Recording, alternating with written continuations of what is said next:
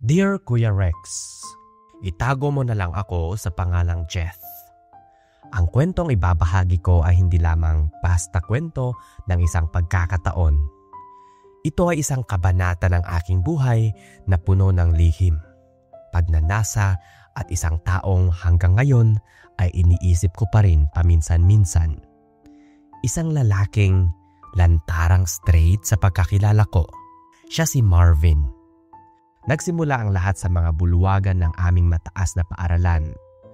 Doon ko unang namalas ang presensya ni Marvin, isang binata na tila hinubog ng mga Diyos upang maging sentro ng atensyon.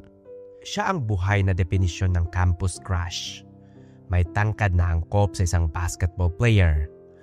May ngiting kayang magpatalas ng isip sa isang iglap. At may talas ng isip na humahalimuyak sa bawat sagot niya sa klase. Siya ang lihim na pangarap ng maraming dalaga at tulad ko ng isang lalaking nakatago sa anino ng kanyang mga locker na nagmamasid sa kanyang paglakad patungong football field.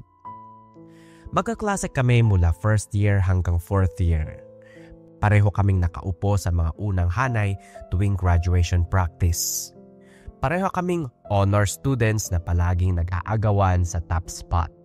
Ngunit sa kabila ng aming pagiging magkaklase, ang aming relasyon ay nananatiling isang malinis, akademikong kompetisyon. Para kaming dalawang parallel lines, magkatabi na nagpapatungo sa iisang direksyon, ngunit hindi kailanman nagtatagpo. Ang aming mga mundo ay hiwalay. Ang kanyang barkada ay ang mga sikat na atletiko, samantalang ako ay kabilang sa mga grupo ng artista sa teatro at literary club. Ang aming mga usapan ay limitado sa mga pangangailangan ng grupo. Marvin, tapos mo na ba yung thermodynamics? O Jeff, pakisend yung notes mo sa word history. Walang biruan, walang palitan ng mga lihim ng puso. Walang pagkakataong malaman kung ano ang kanyang kinakatakutan o pinapangarap sa buhay. Ngunit sa tuwing magkasalubong ang aming mga mata sa mabilisang sandali sa hallway o sa silid-aralan, may isang tila kuryenteng dumadaloy sa aking katawan.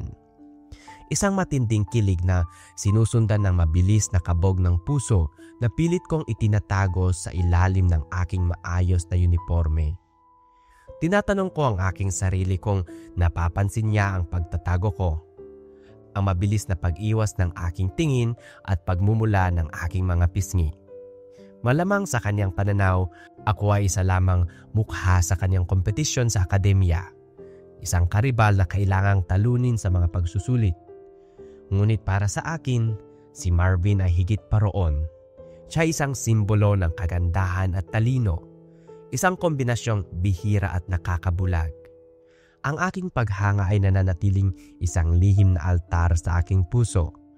Isang santuaryo na hindi kayang wasakin ang katotohanang siya ay straight at laging may babaeng kumakaway sa kanyang tabi. Pagkatapos ng high school, akala ko ay tuluyan na siyang maging alaala. Ngunit ang tadhana, tila ba may sariling biro. Lumipas ang taon at sa aking ikatlong taon sa kolehiyo, muling nagtagbo ang aming landas. Siya ay isang transferee mula sa isang universidad sa Maynila. At sa di mailarawang pagkakataon, napadpad kami sa iisang universidad. At hindi lamang doon nagtatapos ang aming pagkikita. Isang twist ng kapalaran na tila hango sa isang pelikula. Napadpad kami sa isang boarding house. Doon kasama ang dalawa pa naming kaklase. Kami ay naging magbarkada, ang dating parallel lines biglang nag-cross. Ang mga unang buwan ay puno ng pag-aayos at pagkilala sa isa't isa bilang mga young adults. Ngunit isang particular na gabi, ang permanenteng nagbago ang lahat. Kaming dalawa lang ang naiwan. Umuwi na sa kani-kanilang mga probinsya ang aming dalawang kasama at ang malaking dating maingay na bahay ay biglang naging tahimik at puno ng tensyon. Nagpasya kaming manood ng movie gamit ang kanyang laptop. Nakaupo magkatabi sa kanyang kama. ang distansya sa pagitan namin ay sapat lamang para maramdaman ang init ng kanyang braso. Hindi nagtagal, naramdaman ko ang kanyang katawan na lumulubay. Ang kanyang paghinga ay naging malalim at regular. Nakatulog na siya. Aaminin ko, Kuya Rex, sa sandaling iyon, ang mundo ko ay huminto. Ang ilaw mula sa laptop ay humahagilap sa hubog ng kanyang mukha. Ang malambot na linya ng kanyang panga, ang kanyang nakasarang mga labi. Mas lalo siyang gumwapo. Ang kanyang katawan na nakasuot lamang ng isang simpleng puting sando at maluwag na shorts ay ipinakita ang kanyang hubog ng kanyang mga biceps at ang matipunong dibdib na resulta ng kanyang pag-eehersisyo. Ngunit ang aking atensyon ay nahatak patungo sa ibaba, sa malinaw na umumbok sa ilalim ng kanyang shorts. Ang pagnanasang matagal kong ikinulong ay biglang sumabog. Parang isang bulkan na nagpapalipad ng abo at nagpapapagal sa isip. Ang aking puso ay parang kulog sa aking dibdib. Nanginginig, puno ng takot at pag-aatubili.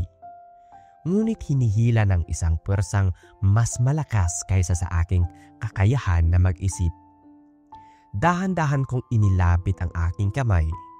Inilapat ko ang aking palad sa kanyang umumbok na alaga.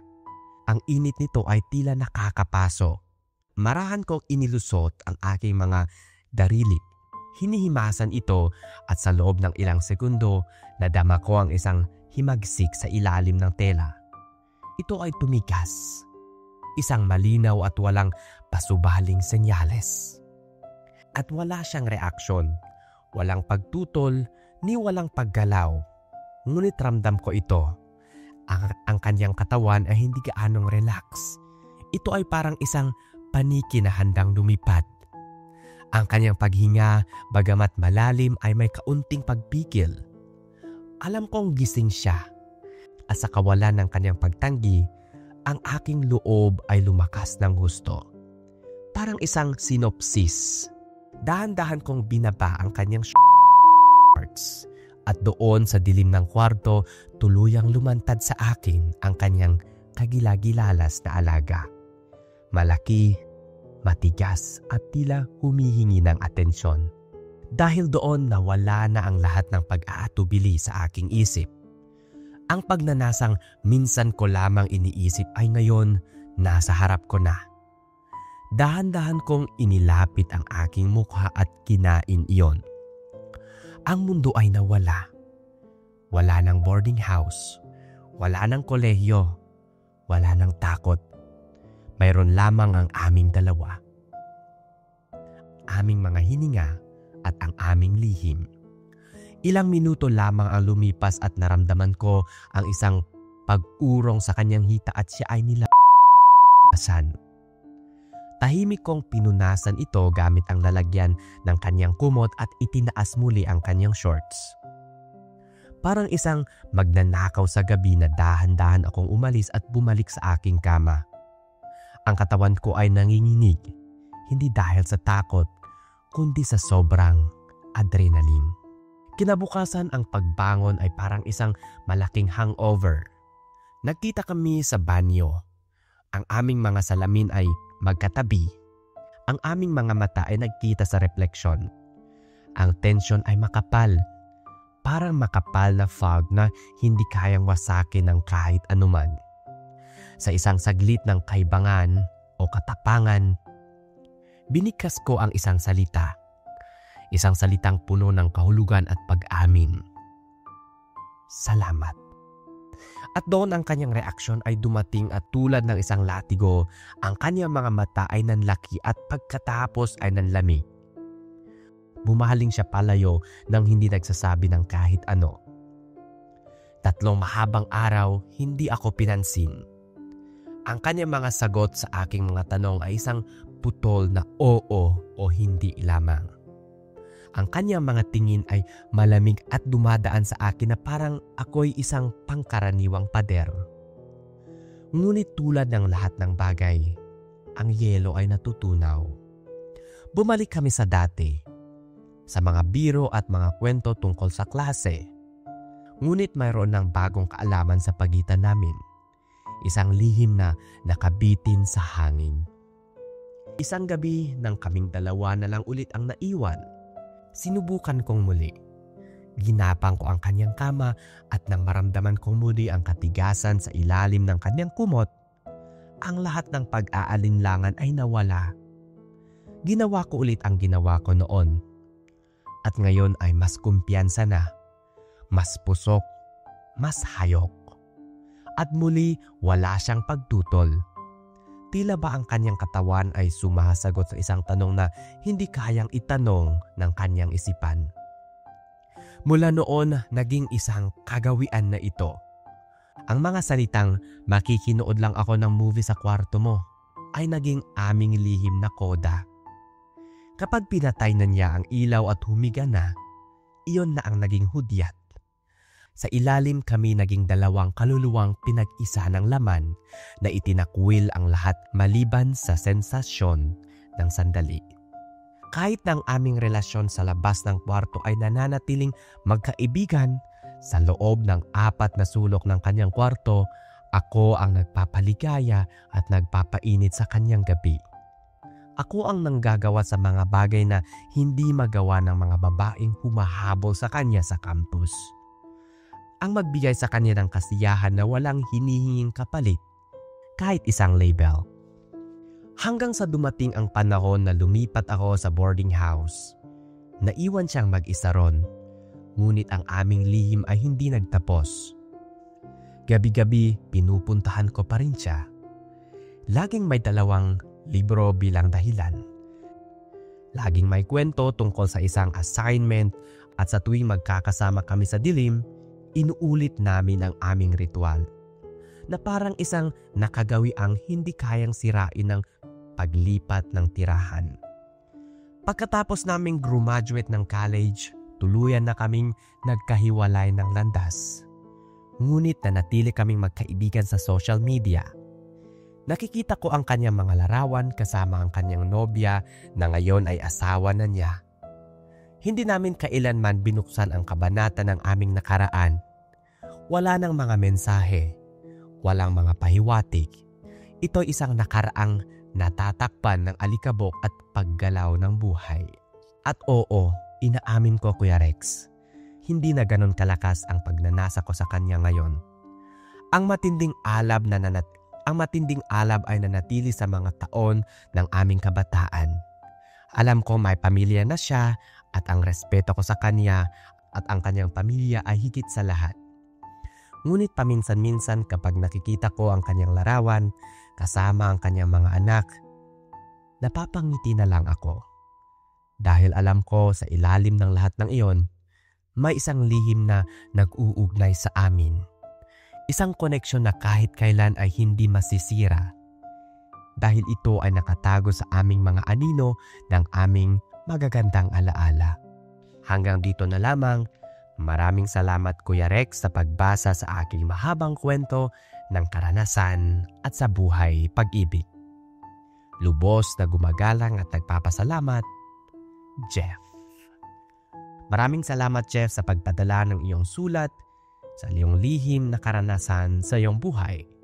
Sa ating mga solid listeners, kung gusto niyo magpadala ng iyong lihim, karanasan sa pag-ibig at sa buhay, pwede kayong magpadala sa amin sa aming mga Gmail account at official Facebook page na nakapin sa ating comment section sa video na ito.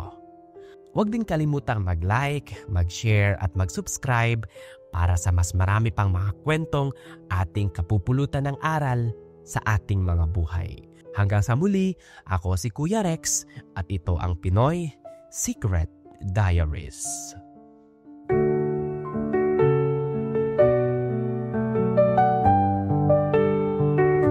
Kapag magulo na ang mundo, ikaw ang katahimikan hinahanap-hanap ko.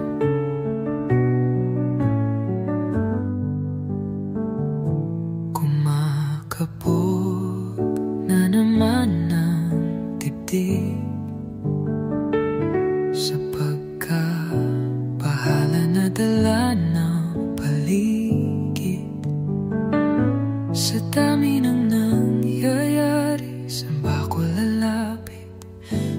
di sa'yo lang ako kakapit.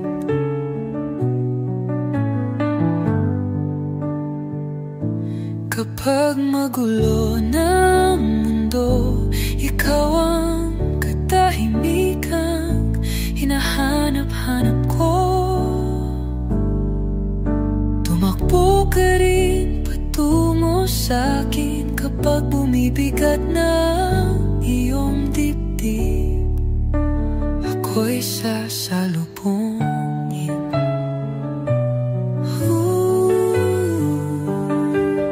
Nais kong sumipol na kapiling ka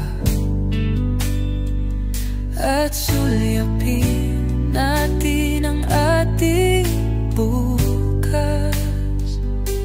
Ikaw lang, ikaw ang aking pahinga. Sa'yo ang aking gising hanggang sa pagtulog.